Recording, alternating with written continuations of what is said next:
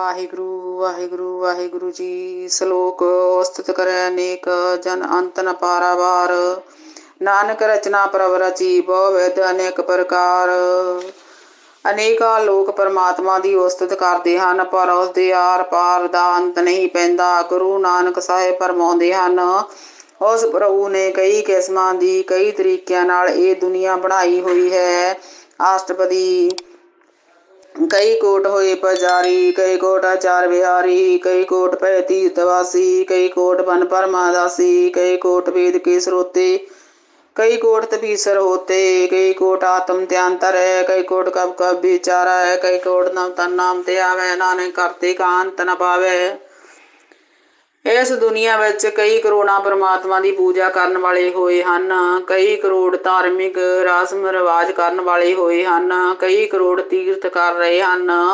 ਸੰਸਾਰ ਤੋਂ ਅਪਰਾਮ ਹੋ ਕੇ ਕਈ ਕਰੋੜ ਜੰਗਲਾਂ ਵਿੱਚ ਭਟਕਦੇ ਹਨ, ਕਈ ਕਰੋੜ ਵੇਦਾਂ ਦੇ ਸੁਣਨ ਵਾਲੇ ਹਨ, ਕਈ ਕਰੋੜ ਵੱਡੇ ਵੱਡੇ ਤਪ ਕਰਨ ਵਾਲੇ ਤਪੀਏ ਹਨ, ਕਈ ਕਰੋੜ ਆਪਣੇ ਅੰਦਰ ਪਰਮਾਤਮਾ ਨਾਲ ਸੁਰਤ ਜੋੜ ਰਹੇ ਹਨ, ਕਈ ਕਰੋੜ ਕਵੀਸ਼ਰੀ ਵਿਚਾਰਦੇ ਹਨ, ਕਈ ਕਰੋੜ ਮਨੁੱਖ ਪਰਮਾਤਮਾ ਦਾ ਨਿਤ ਨਵੇਂ ਤੋਂ ਨਵਾਂ ਨਾਮ ਧਿਆਉਂਦੇ ਹਨ। ਗੁਰੂ ਨਾਨਕ ਸਾਹਿਬ ਫਰਮਾਉਂਦੇ ਹਨ, ਪਰ ਕੋਈ ਵੀ ਪਰਮਾਤਮਾ ਦਾ ਭੇਦ ਨਹੀਂ ਪਾ ਸਕਦਾ। ਕਈ ਕੋਟ ਪਏ ਅਭਿਮਾਨੀ, ਕਈ ਕੋਟ ਅੰਧਾ ਗਿਆਨੀ, ਕਈ ਕੋਟ ਕਿਰਪਨ ਕਠੋਰ, ਕਈ ਕੋਟ ਬੈਗਾਤਮ ਨਿਕੋਰ, ਕਈ ਕੋਟ ਪਰ ਧਰਮ ਕੋ ਹਿਰਾਏ, ਕਈ ਕੋਟ ਪਰ ਦੁਖ न करे, कई कोट माया शरम में, कई कोट उपदेश परम में।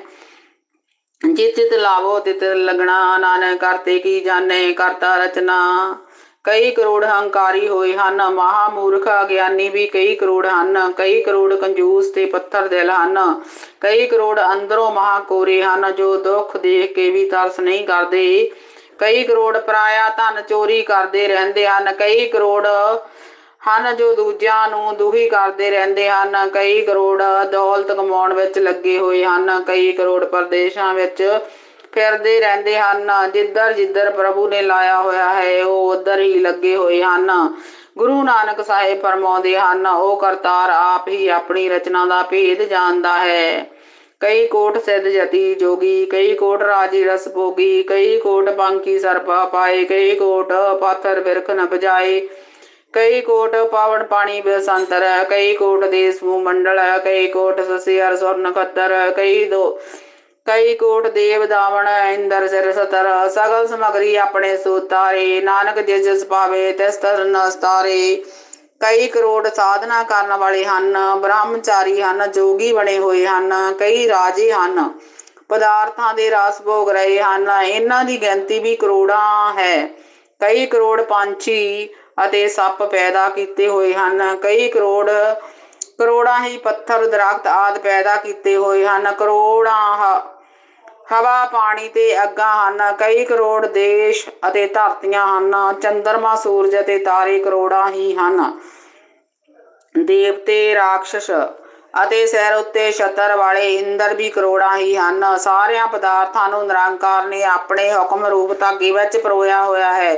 ਗੁਰੂ ਨਾਨਕ ਸਾਹਿਬ ਫਰਮਾਉਂਦੇ ਹਨ, ਜਿਸ ਨੂੰ ਉਹ ਚਾਹੁੰਦਾ ਹੈ ਉਸ ਨੂੰ ਸੰਸਾਰ ਸਮੁੰਦਰ ਤੋਂ ਤਾਰ ਲੈਂਦਾ ਹੈ। ਕਈ ਕੋਟ ਰਾਜਸ ਤਾਮਸ ਸਾਖਤ, ਕਈ ਕੋਟ ਵੇਦ ਪੁਰਾਣ ਸਿਮਰਤ ਔਰ ਸ਼ਾਸਤਰ, ਕਈ ਕੋਟ ਕੀ ਰਤਨ ਸੰਬੰਧ, ਕਈ ਕੋਟ ਨਾਨਾ ਪ੍ਰਕਾਰ ਜੰਤ, ਕਈ ਕੋਟ ਕੀ ਅਚਰ ਜੀਵੇ, ਕਈ ਕੋਟ ਗਿਰੀ ਮੇਰ ਸਵਰਨ ਥੀਵੇ, ਕਈ ਕੋਟ ਜਖ ਕਿਨਰ ਪਸਾਚ, ਕਈ ਕੋਟ ਭੂਤ ਪ੍ਰੇਤ ਸੁਕਰ ਮਰਗਾਚ, ਸਭ ਤੇ ਨੇਰੇ ਸਭੂ ਤੇ ਦੂਰ, ਨਾਨਕ ਆਪ ਅਲਪਤ ਰਿਹਾ ਭਰਪੂਰ।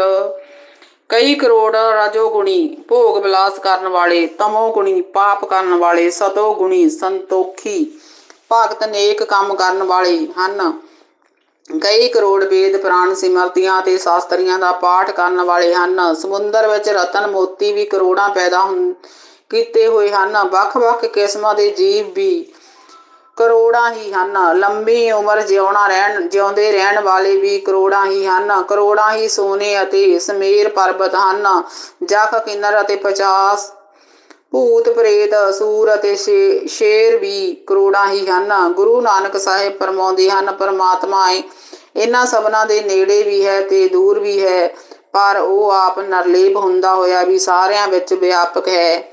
ਕਈ ਕੋਟ ਪਤਾਲ ਕੀ ਵਾਸੀ, ਕਈ ਕੋਟ ਨਰਕ स्वर्ग निवासी, कई कोट जन्मै जीवे मरे, कई कोट बहु जोनी फिरे, कई कोट बैठती ही खा, कई कोट काला थक पा, कई कोट की तनवंत, कई कोट माया मैं चित, जय जय भाणा तै तै रखे, नानक सब कुछ प्रभ के हाथे।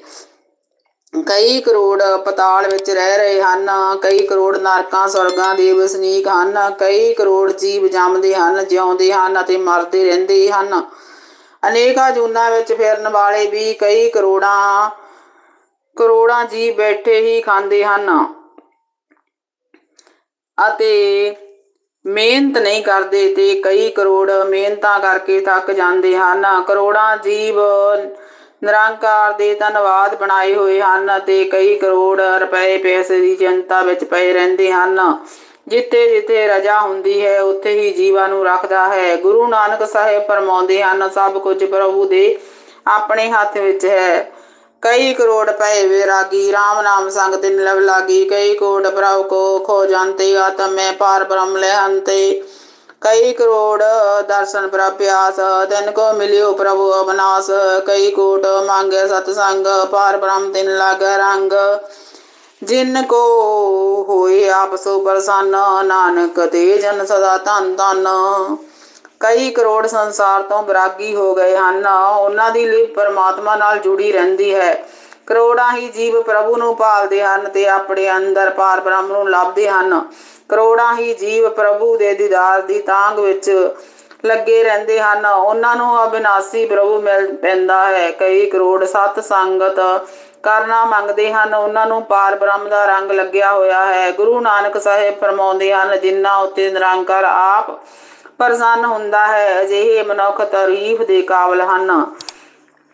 ਕਈ ਕੋਟ ਖਾਣੀ ਔਰ ਖੰਡ, ਕਈ ਕੋਟ ਆਕਾਸ਼ ਬ੍ਰਹਮੰਡ, ਕਈ ਕੋਟ ਹੋਏ ਅਵਤਾਰ, ਕਈ ਜਗਤ ਕੀਨੋ ਵਿਸਤਾਰ, ਕਈ ਵਾਰ ਪਸਰਿਓ ਪਸਾਰ, ਸਦਾ ਸਦਾ ਇੱਕ ਇੱਕ ਓੰਕਾਰ, ਕਈ ਕੋਟ ਕੀਨੇ ਬਹੁ ਭਾਂਤ, ਪ੍ਰਭ ਤੇ ਹੋਏ ਪ੍ਰਭ ਮੈਂ ਸਮਾਤ, ਤਾਂ ਕਾ ਅੰਤ ਨ ਜਾਣੇ ਕੋਏ, ਆਪੇ ਆਪ ਨਾਨਕ ਪ੍ਰਭ ਸੋਏ। ਕਈ ਕਰੋੜ ਸ੍ਰਿਸ਼ਟੀ ਦੀਆਂ 4 ਖਾਣੀਆਂ ਤੇ 9 ਖੰਡ ਹਨ, ਕਈ ਕਰੋੜ ਆਕਾਸ਼ ਤੇ ਬ੍ਰਹਮੰਡ ਹਨ, ਕਈ ਕਰੋੜ ਰਾਮ ਕ੍ਰਿਸ਼ਨ ਆਦਿਕ ਅਵਤਾਰ ਹੋਏ ਹਨ। ਪਰਮਾਤਮਾ ਨੇ ਕਈ ਜੁਗਤੀਆਂ ਨਾਲ ਸੰਸਾਰ ਦੀ ਰਚਨਾ ਕੀਤੀ। ਕਈ ਵਾਰ ਇਹ ਸੰਸਾਰ ਬਣਿਆ, ਪਰ ਉਹ ਪਰਮਾਤਮਾ ਸਦਾ ਇੱਕ ਹੈ। ਪ੍ਰਭੂ ਨੇ ਕਈ ਕਿਸਮਾਂ ਦੇ ਕਰੋੜਾਂ ਹੀ ਜੀਵ ਪੈਦਾ ਕੀਤੇ, ਜੋ ਪ੍ਰਭੂ ਤੋਂ ਪੈਦਾ ਹੋ ਕੇ ਫਿਰ ਉਸ ਵਿੱਚ ਲੀਨ ਹੋ ਗਏ ਹਨ। ਗੁਰੂ ਨਾਨਕ ਸਾਹਿਬ ਫਰਮਾਉਂਦੇ ਹਨ, ਉਸ ਦਾ ਭੇਦ ਕੋਈ ਮਨੁੱਖ ਨਹੀਂ ਜਾਣਦਾ, ਉਹ ਪ੍ਰਭੂ ਆਪਣੇ ਵਰਗਾ ਆਪ ਹੀ ਹੈ। ਕਈ ਕੋਟ ਪਾਰ ਬ੍ਰਹਮ ਕੇ ਦਾਸ, ਤਿੰਨ ਹੋਵਤ ਆਤਮ ਪ੍ਰਗਾਸ, ਕਈ ਕੋਟ ਤਤ ਕੇ ਵੇਤੇ ਸਦਾ ਨਹਾਰੇ, ਏਕੋ ਨੇਤਰੇ, ਕਈ ਕੋਟ ਨਾਮ ਰਸ ਪੀਵੈ, ਅਮਰ ਭਏ ਸਦ ਸਦ ਹੀ ਜੀਵੈ, ਕਈ ਕੋਟ ਨਾਮ ਗੁਣ ਗਾਵੈ, ਆਤਮ ਰਸ ਸੁਖ ਸਹਿ ਸਮਾਵੈ, ਆਪਣੇ ਜਨ ਕੋ ਸਾਥ ਸਾਥ ਸਮਾਰੇ, ਨਾਨਕ ਹੋਏ ਪਰਮੇਸ਼ਰ ਕੇ ਪਿਆਰੇ।